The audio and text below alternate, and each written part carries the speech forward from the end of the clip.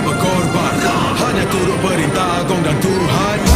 Demi kita punya kemakmuran, kita sentiasa terbaik, kita sentiasa terbaik, kita sentiasa terbaik, kita sentiasa terbaik, kita sentiasa terbaik, kita sentiasa terbaik. Dengan naga bukan helang mahu lawan, angan-angan nak menerawangan langit, hajatnya menggunung mahu sapu awan.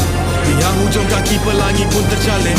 Tak betul bila cebol cuba capai bulan, masanya banyak padahal sedikit hujan.